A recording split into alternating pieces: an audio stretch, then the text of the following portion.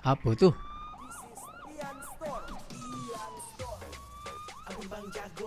Oh, Bang Jago. Ampun Bang Jago. Sorry Bang Jago, ampun Bang Jago. Kita dengar lagu sekejap ya. Ada sebab cikgu bagi lagu ni, okey? Bang Jago ni. Okey? Semua tahu kan lagu Bang Jago ni kan? Kita sihat-sihat, kita senaman ya. Okey, sudah. Okey. Baiklah. Baiklah ya. Hari ini kita akan teruskan kelas kita, okey?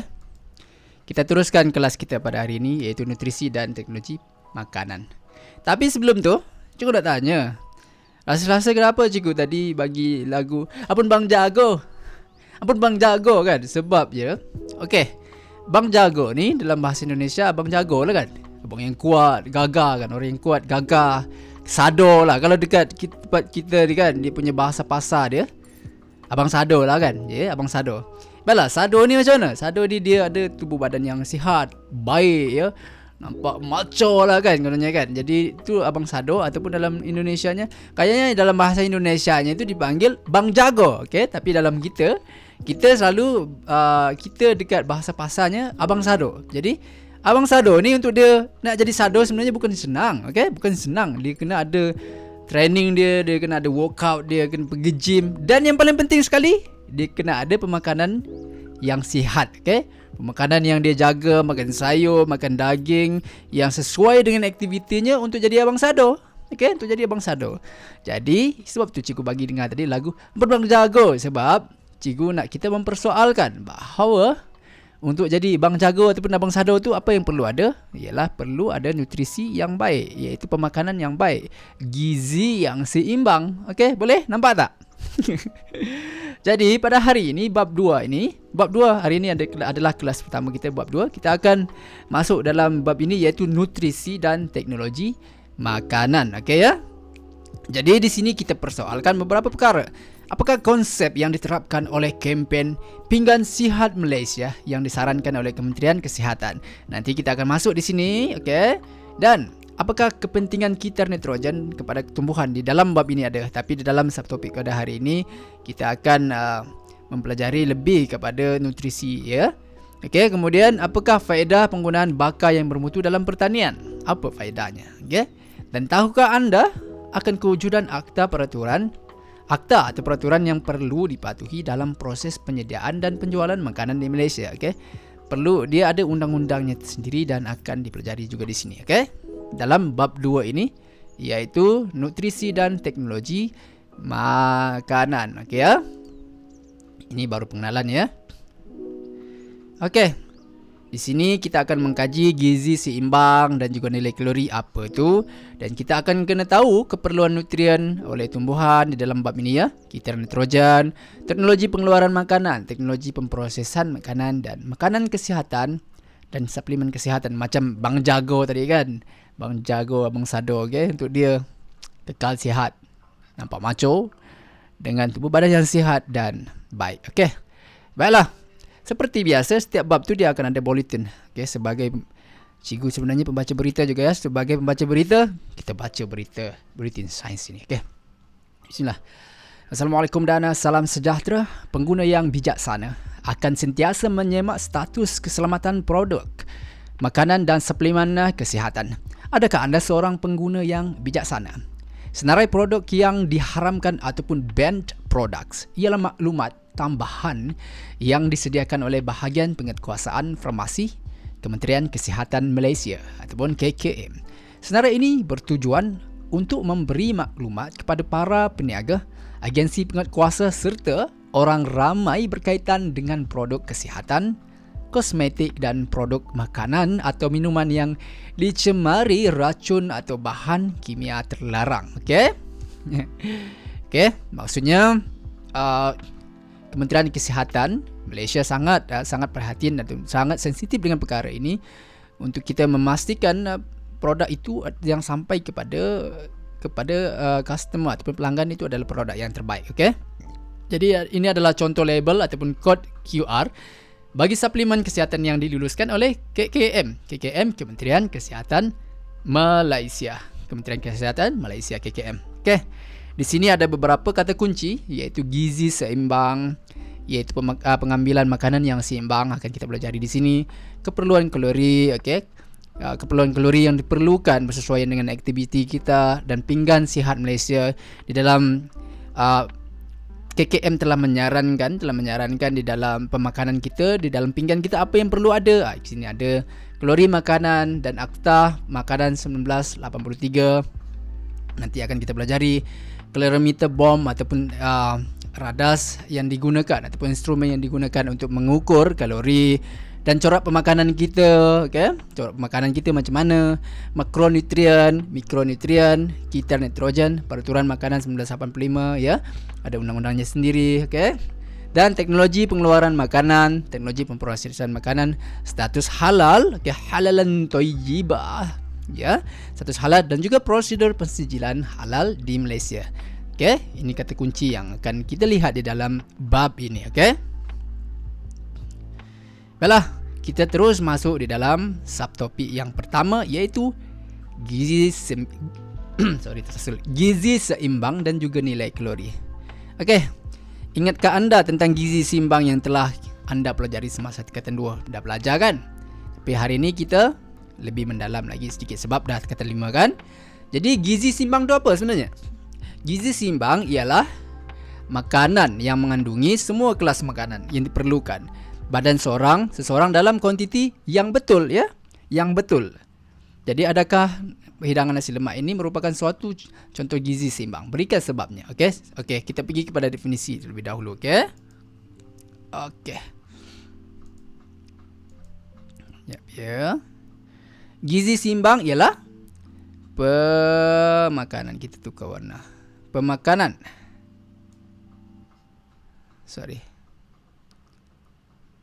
Gizi seimbang ialah pemakanan yang mengandungi semua kelas makanan yang diperlukan oleh badan seseorang. Dia kena diperlukan oleh badan seseorang. Dan dalam kuantiti, ini penting, kuantiti yang betul. Dia mesti kuantiti yang betul, okey? Sebab kadang-kadang kita ambil makanan tu tidak sesuai dengan aktiviti harian kita. Kita tak pergi mana-mana tapi kita makan banyak. Okey? Itu tidak sesuai dengan badan kita. Tapi sekiranya orang itu bekerja lebih, kerja buruh kasar dan sebagainya, perlu bersukan dan sebagainya, dia perlukan makanan yang lebih kerana dia memerlukan tenaga yang lebih. Itu dia punya paling simple lah, okey? Dan di sini ada aktiviti yang digalakkan untuk adik-adik adalah mengumpul maklumat tentang gizi seimbang, faktor mempengaruhi keperluan kalori dan jumlah tenaga yang diperlukan oleh seseorang individu. Jalankan aktiviti ini secara berkumpulan. Memandangkan sekarang ni adalah musim pandemik dan PDPR, saya percaya adik-adik ada smartphone masing-masing dan cuba bincangkan secara maya, secara dalam talian. Ada WhatsApp kan, ada Zoom dan sebagainya, ada Google Meet dan sebagainya, dan bincangkan dengan rakan-rakan adik-adik dan mungkin boleh bentangkan kepada guru adik-adik, okey? Di mana-mana pun, okey? Boleh ya? Baiklah. Kita terus masuk kepada tajuk kecil ini, ya, sebab kita nak cuba habiskan subtopik ini ya. Jadi, malnutrisi. Apa itu malnutrisi? Cuba fikirkan sejenak apa itu malnutrisi dan lihat gambar-gambar ini. Apakah perkaitannya dengan malnutrisi? Okey? Malnutrisi ini adalah disebabkan oleh kekurangan ataupun berlebihan mana-mana kelas makanan, dan dia akan menyebabkan malnutrisi. Dia boleh jadi kekurangan, kekurangan ataupun berlebihan.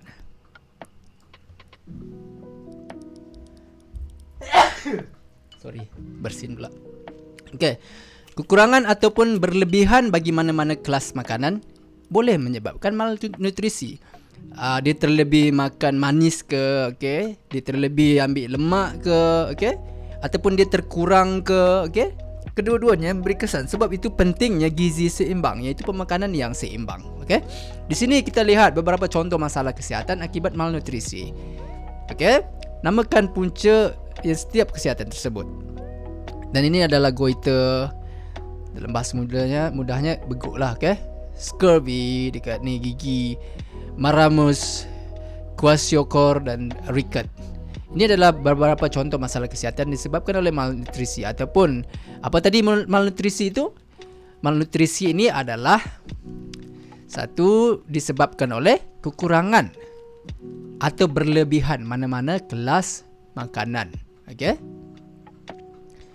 Sebab itu kerajaan Malaysia melalui Kementerian Kesihatan Malaysia telah pun memperkenalkan konsep ini, iaitu konsep Pinggan Sihat Malaysia.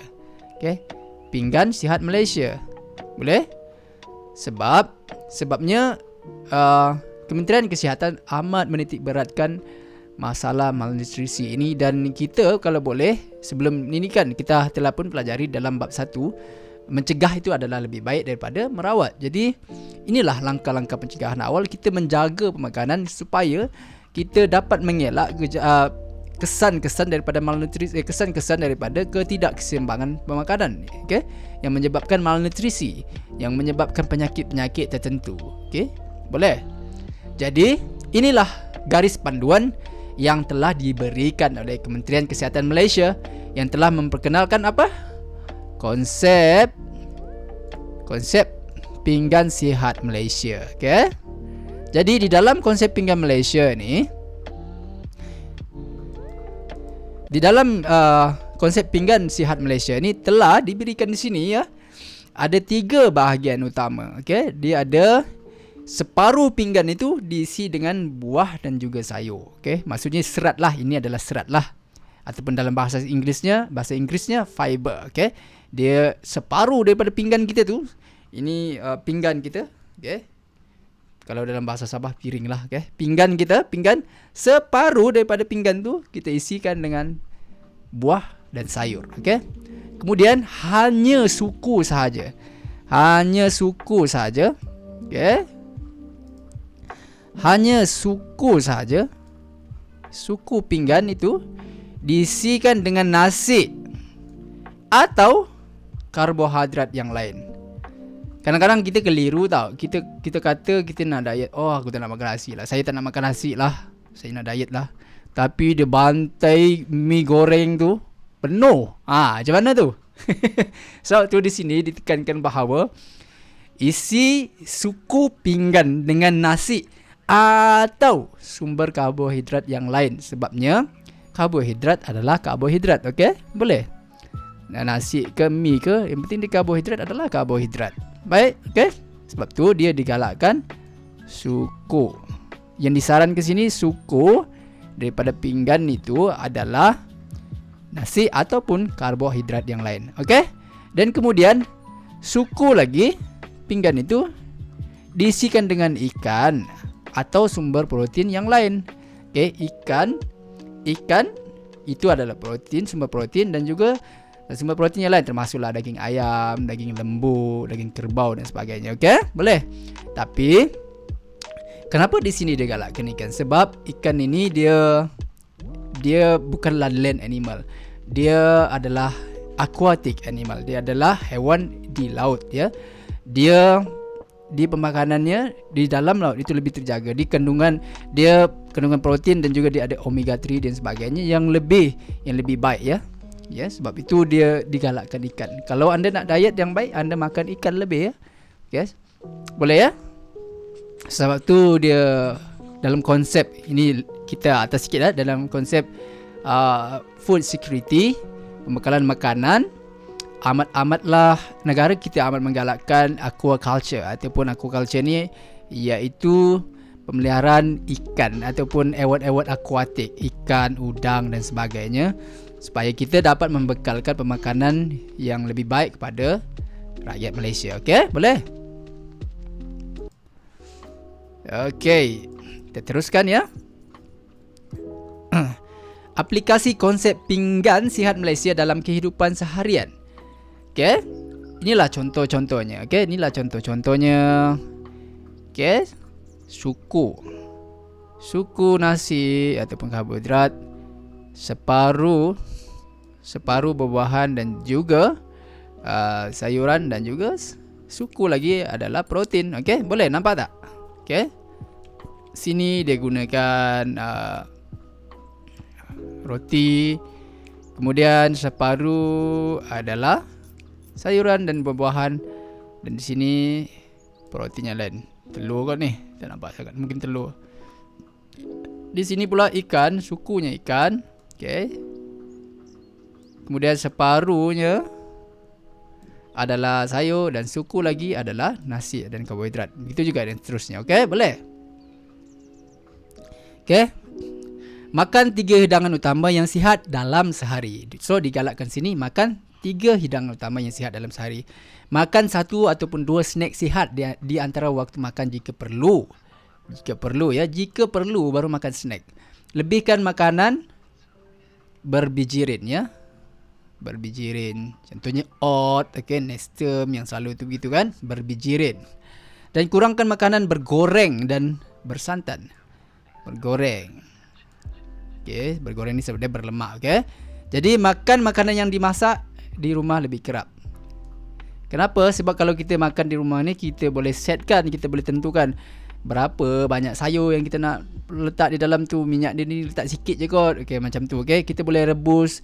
Sebab kalau di rumah tu kita boleh tetapkan macam mana gizi, macam mana nutrisi yang kita mahu di situ. Kita dapat meneruskan gizi seimbang di dalam pemakanan kita. Boleh? Boleh ya? Okey, selalulah makan di rumah. Okey, tapi bukan makan kalau makan di rumah tapi lebih lagi daripada makan kat restoran punya ni kan, dia goreng apa semua, apa yang ada di dapur sebenarnya balun, tak boleh juga. So kita kena ikut saranan daripada Kementerian Kesihatan Malaysia. Boleh ya? Okey. Sekarang kita masuk dalam ini matematik sikit lah, okey. Okey. Nilai kalori makanan. Apakah itu nilai kalori makanan? Nilai kalori makanan ataupun nilai tenaga. Okay. Kalori ni sebenarnya bahasa mudah bagi tenaga. Okay. Nilai kalori ataupun tenaga bagi suatu makanan ialah jumlah tenaga yang dibebaskan daripada pengoksidaan atau pembakaran 1 gram makanan tersebut dengan lengkapnya. Okey. Okeylah, macam nilah. Okey, pembakaran dan juga pengoksidaan ini bukan tentang inilah, tapi ini apa yang kita nampak di dalam kehidupan seharian, okey? Kadang-kadang bila kita tengok sesuatu yang terbakar, kita masak kat dapur lah ya, pakai dapur gas sebagainya. Kita nampak api je. Okay, kita nampak api je, tapi sebenarnya itu adalah kerana adanya oksigen, maka kerana adanya oksigen maka berlakulah pembakaran itu. Okey? Dengan bilangan oksigen yang mencukupi terjadilah pembakaran lengkap. Okey? Sebab itu di sini dikatakan bahawa pengoksidaan, okey? Pengoksidaan ataupun pembakaran. Sebab pengoksidaan ini melibatkan oksigen itu sendiri, okey? Konsepnya atau pembakaran. Boleh? Jadi kita mudahkan di sini. Nilai kalori ataupun nilai tenaga bagi suatu makanan ialah jumlah tenaga yang dibebaskan daripada pengoksidaan atau pembakaran. Berapa gram makanan? 1 gram makanan tersebut dengan lengkapnya. Okay? Apakah nilai kalori bagi suatu makanan? Nilai kalori ataupun nilai tenaga bagi suatu makanan ialah apa? Jumlah tenaga yang dibebaskan daripada pengoksidaan atau pembakaran. Berapa? 1 gram makanan tersebut dengan lengkapnya. Okey, dia kena pembakaran dan ataupun pengoksidaan itu kenalah berlaku dengan lengkapnya. Okey, boleh. So, nilai kalori atau nilai tenaga bagi satu makanan ialah jumlah tenaga yang dibebaskan daripada pengoksidaan atau pembakaran 1 gram makanan tersebut dengan lengkapnya. Boleh ya? So, apakah unit nilai kalori ini? Tenaga yang dibebaskan oleh pengoksidaan atau pembakaran makanan lazimnya diukur dalam unit kalori. Okey. kalori. Lepas tu kilokalori ataupun joule ataupun kilojoule, kJ. Okey. Kalori, kilokalori, joule ataupun kilojoule. Apakah unit SI bagi tenaga? Okey. Ini joule, joule ataupun kilojoule. Okey. Boleh? Unit SI bagi nilai kalori ialah joule per kilogram. Okey, joule per kilogram. Boleh ya? Jadi pengukuran nilai kalori dalam makanan. Bagaimanakah pengukuran ini dapat dilakukan? Okey, pengukuran nilai kalori dalam makanan dapat dilakukan dengan cara menggunakan radas khas. Apakah radas khas itu? Radas khas itu adalah kalorimeter bomb. Okey. Jadi inilah kalorimeter bomb. Inilah kalorimeter bomb. Ini kalorimeter bomb. Okey ya. Jadi dia akan menunjukkan nilai kalori dalam karbohidrat, lemak, protein yang digunakan dengan menggunakan kalorimeter bomb. Okey. Contohnya di sini dengan menggunakan kalorimeter bomb ini telah dapat diukur bahawa bagi karbohidrat nilai kalorinya adalah 16.7. Okey, ini adalah standard yang telah dirujuk daripada Gross, Werner dan juga Smolin tahun 2000. Okey, bagi lemak dia punya nilai kalorinya dalam unit kalori kilojoule per gram adalah 37.6. Dan protein nilai kalorinya adalah 16.7 kilojoule per gram. Okey. Dan makanan yang berlainan akan memberi nilai kalori yang berbeza. Okey. Jadi nilai kalori dalam makanan dapat ditentukan melalui apa? Melalui kuantiti bagi kelas-kelas makanan tersebut, termasuklah karbohidrat, protein dan lemak yang terkandung di dalam makanan tersebut. Okey. Cikgu ulang sekali lagi. Nilai kalori dalam makanan dapat ditentukan melalui kuantiti apa? Okey, kelas-kelas makanan tersebut. Okey. Jadi nilai kalori dalam makanan dapat ditentukan melalui kuantiti karbohidrat, protein dan lemak yang terkandung di dalam makanan tersebut. Okey? Boleh?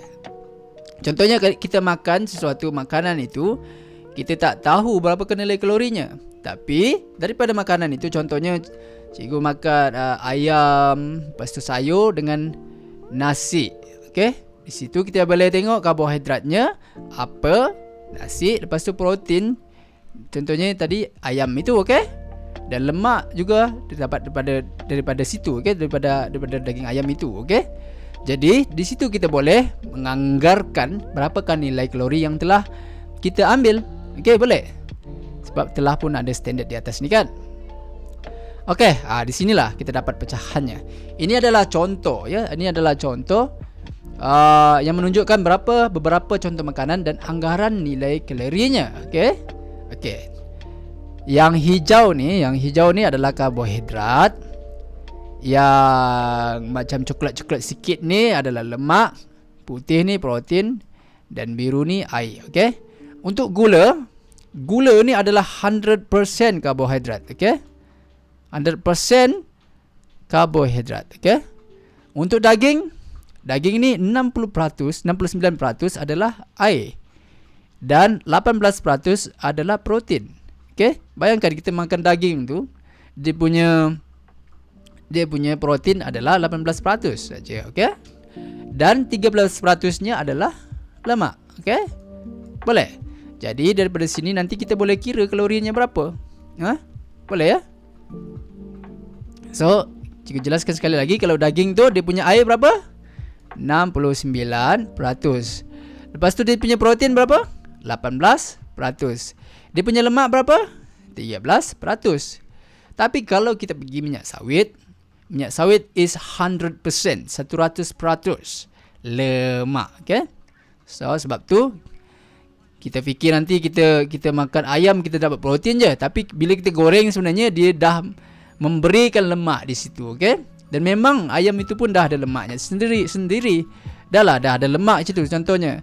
Dan kita goreng lagi dengan deep fry, goreng pun sedap kan. Kita masukkan semua situ, kita dapat protein dan ditambahkan lagi dengan lemak yang ada dalam minyak sawit itu. Sebab tu digalakkan untuk makan rebus ataupun yang dipanggang, okey, ataupun yang dibakar. Boleh ya? Kita ingat kita dah makan sihat dah, makan ikan, lepas tu kita goreng pula. Lapar pula kan. So, seterusnya beras. Okey, beras ini adalah 76% beras adalah karbohidrat dan 14% air. Beras ada protein juga, iaitu lebih kurang 8%, dan lemaknya adalah 2%. Okey ya, beras. Jadi komposisi karbohidrat, lemak dan protein dan air dalam beberapa jenis makanan di sini ialah contohnya gula, daging, minyak sawit dan juga beras. Okey, gula 100% adalah karbohidrat. Minyak sawit 100% adalah lemak. Okey, daging proteinnya berapa? 18%. Okey, lemaknya berapa? 13%. Okey. Airnya berapa? 69%. Okey, boleh? Nampak tak? Itu juga beras. Okey. Ini adalah anggaran makanan yang berlainan dan anggaran nilai kalorinya. Okey? Contohnya karbohidrat yang kita lihat di sini ya. Karbohidrat bagi nasi nilai kalorinya adalah 15.04. Okey, dengan unitnya adalah kilojoule per gram. Roti putih, dia punya kalori rendah sikit daripada nasi, ialah 10.60. Gula kasar tinggi, dia punya kalori tahu 16.50. Okey, lemak yang terdapat dalam minyak sawit tinggi 38 kilojoule per gram. Okey, mentega 31.20. Protein bagi daging ayam, kandungan dia punya kalori adalah 8.27, dan daging lembu 13.11. Tinggi ya daging lembu. Dan juga pelawas ni tadi ataupun serat ni, contohnya kubis, dia punya kalori rendah ya kalau kita makan pelawas, sebab tu digalakkan untuk makan sayur dan juga buah-buahan dalam konsep pinggan sihat Malaysia tu kan. So, kubis dia punya nilai kalori adalah 0.34 kilojoule per gram, dan juga timun 0.55. Okey. Di sini dia bagi kita persoalan di dalam list ni. Sandwich ni yang manakah merupakan pilihan yang paling sihat? Jelaskan jawapan anda. Kalau cikgu lah kan, cikgu ambil C ya. Kalau cikgu lah, itu berpulang pada adik-adik yang mana rasa lebih sesuai, sebab kita menyatakan tentang gizi seimbang di sini ya. Kalau cikgu ambil B ni, kalau cikgu ambil B, dia tidak lengkap ya, tidak mencukupi kesemua gizi tersebut. Dia tidak, di sini tidak ada lemak, okey. Tidak melengkapi. Jadi kalau cikgu pilihan cikgu adalah C. What about you? What is your choice? Okay. And then boleh jelaskan ya, boleh jelaskan kenapa. Mungkin boleh komen di bawah ni kenapa. Okay. Dan juga boleh jelaskan di mana-mana bersama rakan-rakan kenapa. Okay, boleh ya. So ini ada persoalan. So ada eksperimen sebenarnya, tapi nak eksperimen macam ni kan, kesian kita, tak apalah. Okay. Apakah kesan pengambilan jumlah kalori yang tidak menempati keperluan individu? Jadi kalau terlalu kurang makan juga, nanti kan terlebih kurus pula kan. Sebab tu cikgu selalu orang kita takut dengan misconception ataupun tersalah anggap tentang konsep diet ini. Orang fikir diet, aku nak diet lah, tapi dia tak makan langsung. Itu bahaya sebenarnya. Dia ingat dia diet itu adalah tak makan. Sebenarnya kalau diet ini, kalau orang diet ni sebenarnya dia makan mengikut keperluannya sendiri. Itulah konsep gizi seimbang itu di sini. Dia makan ikut keperluan apa yang badan dia perlu. Okey, dan bagaimana target yang dia nak. Okey? Boleh ya? Takkan kalau kita dah kurus, kita diet, kita tak makan juga, nanti dah road to skeleton pula kan, nak jadi tulang pula kita. Jadi dia kena sesuai konsep diet itu dengan tubuh badan semasa kita dan juga apa kita punya target. Boleh ya? Jadi di sini tajuk dia kesan pengambilan jumlah kalori yang tidak menepati keperluan. Okey ya. So, selain mengamalkan gizi seimbang, jumlah kalori dalam setiap hidangan juga seharusnya menepati keperluan kalori individu tersebut untuk mengekalkan kesihatannya. Ya, sebab tu kan, kalau aktiviti kita macam ni, kita makan macam ni. Ini keperluan kalori kita. Boleh ya? Jadi bagaimanakah seorang individu dapat mengesahkan sama ada pengambilan jumlah kalorinya adalah menepati, tidak cukup ataupun berlebihan berdasarkan keadaan fizikalnya? Bagaimanakah pengambilan jumlah kalori seseorang individu dapat menyebabkan kesan-kesan seperti gambar foto 24A dan juga B. Okey, ini kurang berat badan ataupun obesity. Okey, amalan pemakanan yang tidak sihat seperti waktu makan yang tidak sewajarnya menyebabkan masalah seperti malnutrisi, obesity, anorexia nervosa, arteriosclerosis, diabetes mellitus ataupun kencing manis, tekanan darah tinggi, hypertension, dan trombosis, stroke, serangan penyakit jantung dan penyakit jantung itu sendiri, dan menunjukkan beberapa contoh punca masalah kesihatan serta kesan terhadap individu. Sebab itu sebenarnya kita perlu tahu, pertama kita ukur keadaan semasa kita, berapa yang perlu kita ambil ya. Sebab itu pengetahuan tentang kalori ni sangat penting ya. Dia bukan sahaja sebab kita belajar dekat sekolah, tak, tapi dia untuk kehidupan keseharian. Inilah pentingnya sains, okey? Okey, di sini kita lihat tadi yang disebut-sebut apa semua tadi kan dalam list itu. Contohnya masalah kesihatan. Obesity, okey? Masalah kesihatan obesity ni ataupun berat badan yang melampau ya. Jadi apa kepuncanya? Puncanya adalah apabila mengambil makanan yang tinggi nilai kalorinya secara berlebihan untuk jangka masa yang panjang. Maksudnya dia makan lemak banyak sangat dengan kalori yang tinggi, dia makan pula tempat yang tak sesuai. Maksudnya dia makan malam pula sebelum tidur apa semua kan. Bukan dia, kita.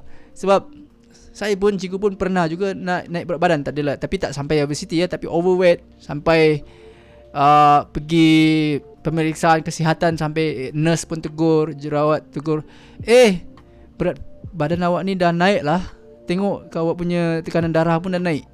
Saya masa tu saya tak tahu berat badan saya naik. Sekali saya cek kan dah lebih 80 lebih. Okay, so barulah sedar diri, baru saya diet dan juga mengamalkan kehidupan yang sihat, pergi senaman dan sebagainya. Okay, sebab tu adik-adik jaga kesihatan ya, dan jaga pemakanan. Okay, jadi kesannya tadi panjang pula cerita dekat situ kan. Jadi tadi obesity ni punca dia apa? Mengambil makanan yang tinggi. Okay, mengambil makanan yang tinggi nilai kalorinya secara berlebihan untuk jangka masa yang panjang. Okey. Jadi kesannya apa? Kesannya meningkatkan risiko menghidap penyakit seperti diabetes mellitus ataupun kencing manis, arteriosclerosis ya, adanya lemak-lemak yang di tempat arteri kita. Arteri ni apa? Salur darah kita, okey. Dan tekanan darah tinggi. Nanti arteriosclerosis ni ada di dalam list ni juga, okey. Iaitu adanya benda di arteri kita ya. Dia akan menghalang peredaran darah kita, yang boleh menyebabkan bila dia menghalang peredaran darah kita di tempat salur darah kita, arteri itu, makanya dia akan menyebabkan tekanan darah tinggi. Sebab darah nak lalu, lepas tu dia tersumbat macam tu sikit kan. Bayangkan kalau air nak mengalir pun, lepas tu kita pecit yang hose pipe air tu, pasti dia akan memberi tekanan. Jadi dalam konsep ini begitu juga. Kalau di salur darah kita tu ada benda lain, ada lemak dan sebagainya, dia akan memberi tekanan kepada kita punya peredaran darah. Tekanan darah kita akan lebih tinggi sebab macam sumbat kan. Bayangkan, itu bahaya, boleh menyebabkan stroke ya. Jadi jaga pemakanan adik-adik ya, dan bila kita makan tu kena perhatikan apa yang kita makan. Boleh? Untuk kita semua, ini bukan setakat untuk kelas, tapi ini adalah untuk kehidupan kita. Okey, itu yang pertama. Yang kedua, penyakitnya anorexia nervosa. Okey, anorexia nervosa. Okey, anorexia nervosa ni dia terlalu kurus. Kenapa? Sebab punca dia kerana keengganan seseorang individu itu untuk makan, kerana terlalu risau akan kenaikan berat badannya. Dia fikir dia, alah, aku takut nanti, saya takutlah nanti macam saya berat bertambah ke apa semua. Tapi sebenarnya dia tak sedar. Kita tak sedar bahawa kita sebenarnya dah kurus sangat dah. Ya. Lepas tu kita takut lagi. Kita dah kurus. Oh, saya takut nak makan. Okey, inilah punca berlakunya anorexia nervosa ni kerana dia enggan. Okey. Keengganan, seseorang individu itu untuk makan. Kenapa? Kerana terlalu risau akan kenaikan berat badannya. Sebenarnya ini lebih kepada masalah psikologi ya. Dia takut. Okey, boleh ya. Sebab mungkin orang macam ni, mungkin kita kesian juga ya, sebab mungkin kadang-kadang orang perli dia, kau ni minta maaf cakap oh ni gemuk dari dulu gitu. Lama-lama dia diet, lama-lama dia terfikir dia sentiasa bentuk tubuh badannya tidak ni terlalu kurus. Jadi dia mengalami masalah, bukan saja masalah badannya, tapi ada masalah dekat pemikirannya. Okey, dia mungkin pernah dibuli dan sebagainya. Okey, boleh? Jadi apakah kesannya? Akan menghidap masalah kesihatan seperti malnutrisi, iaitu kekurangan berat badan, dan boleh membawa maut ya. Bayangkan kalau kita tak makan sebab takut nak ni berat badan kita naik. Terlalu takut pula tu. Kesian ya. Jadi kita harapkan jangan seperti ini. Sebab tu pentingnya pengetahuan tentang gizi seimbang ini, adik-adik ya. Sekali lagi saya cakap yang bahawa ini bukan sahaja di kelas kita belajar, tapi ini mengenai kehidupan kita. Kita harus sedar. Inilah kepentingannya kita belajar. Selain daripada peperiksaan sebagainya, tapi untuk kita mengetahui. Sebab bila sebenarnya kalau sains ni kita aplikasikan dalam kehidupan kita, secara automatiknya kita tak hafal pun dia dah jadi sebahagian daripada kita, dan kita insyaAllah akan lebih senang faham. Okey, yang seterusnya penyakit atherosclerosis, iaitu penyakit arteriosklerosis, iaitu pemendapan kolesterol pada dinding arteri. Okey, tadi kan kita sebutkan dalam obesiti ni, arteriosklerosis ni kan. Jadi inilah dia pemendapan kolesterol ya, terlemak pada dinding arteri itu ya, pada dinding arteri. Jadi lumen arteri itu akan menjadi sempit ya. Lorong arteri itu ataupun salur darah itu akan menjadi sempit dan menyebabkan tekanan darah tinggi. Okey, macam cikgu sebut tadi kan. So bila dia sempit, macam pipe tu dia susah nak lalu. Okey, jadi bila peredaran darah tu susah nak lalu, dia akan menyebabkan tekanan darah tinggi. Okey, ini akan menyebabkan meningkatkan risiko penyakit jantung dan juga stroke. Oh, jadi jaga pemakanan ya. Bukan sahaja untuk adik, tapi untuk saya sendiri ya, jaga makanan.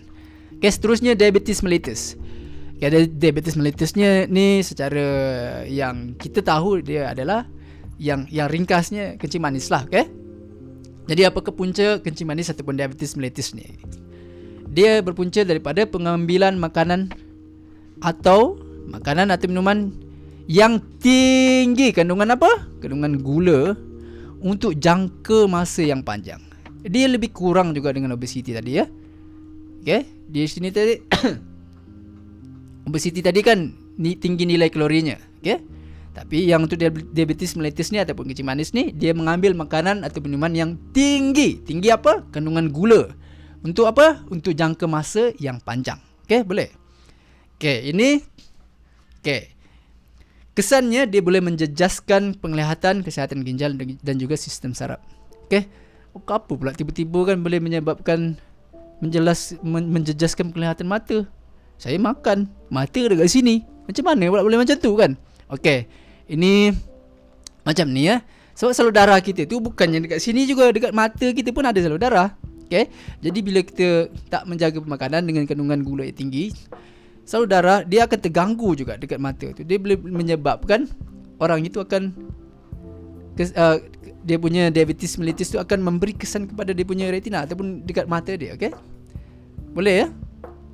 Sebab dia terganggu bekalan oksigen di organ-organ tertentu termasuklah mata, okey?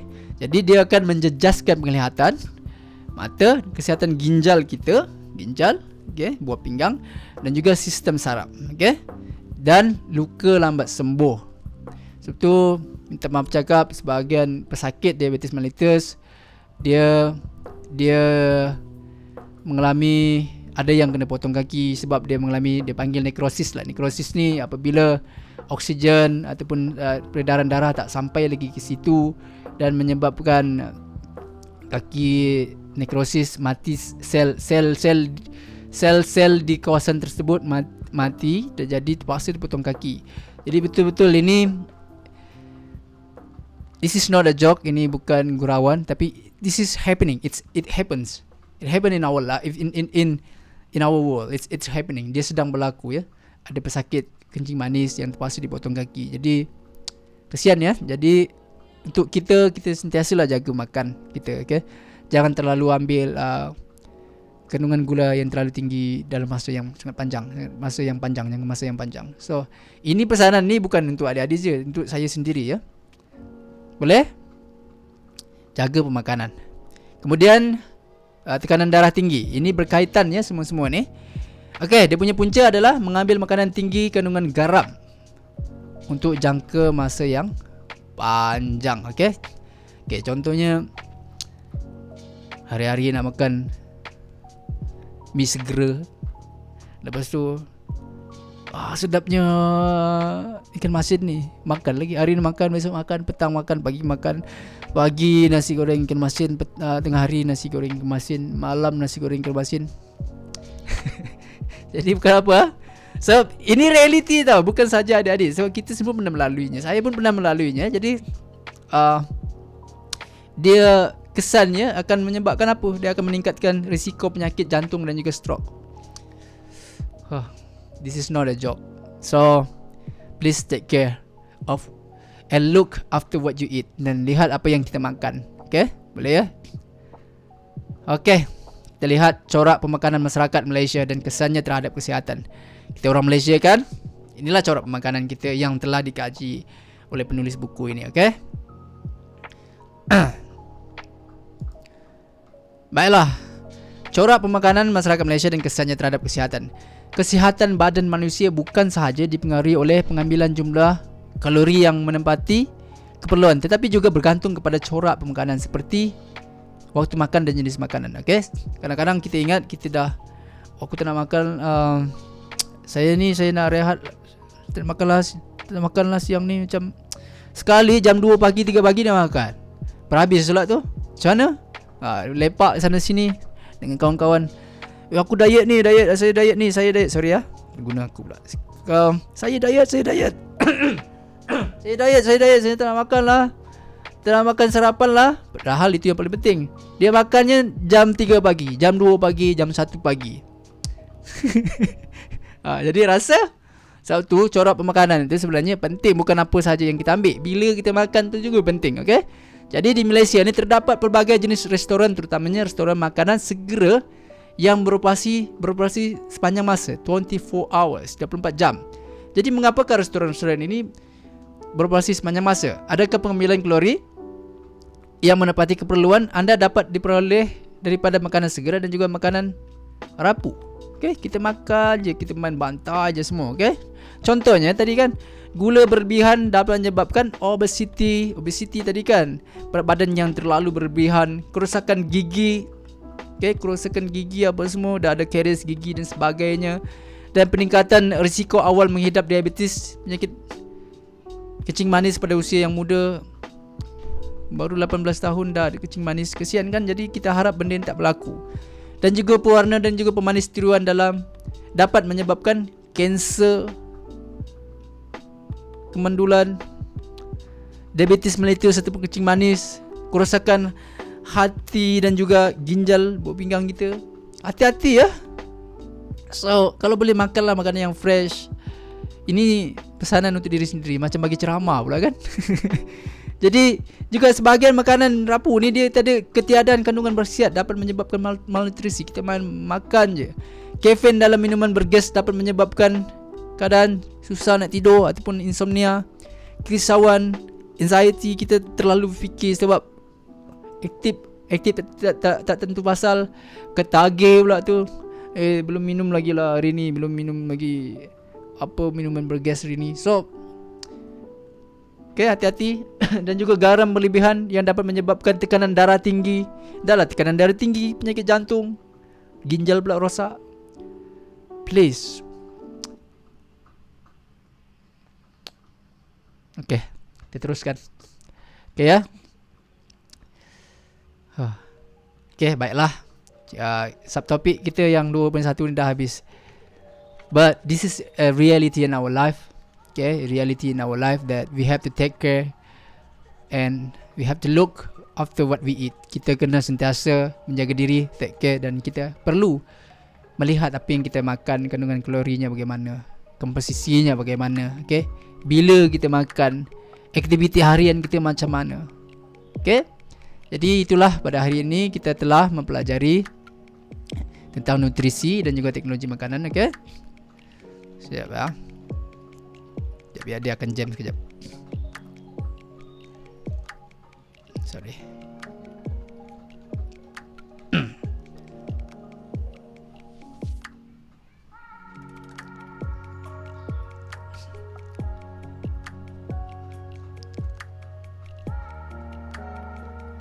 Baiklah, akhirnya kita telah pun habis dalam subtopik yang pertama ini, iaitu gizi seimbang dan juga nilai kalori. Saya harap adik-adik pertama dapat memahaminya untuk pembelajaran. Tapi yang penting juga kita aspek nilai itu penting ya. Ini sebab ini mengenai kehidupan seharian kita dan aplikasikan dalam kehidupan anda. Sebab bila kita aplikasikan secara langsung, insyaAllah kita akan faham dengan lebih baik. Baiklah, saya doakan adik-adik sentiasa sihat bersama keluarga dan teruskan belajar dimanapun berada. Assalamualaikum dan salam sejahtera.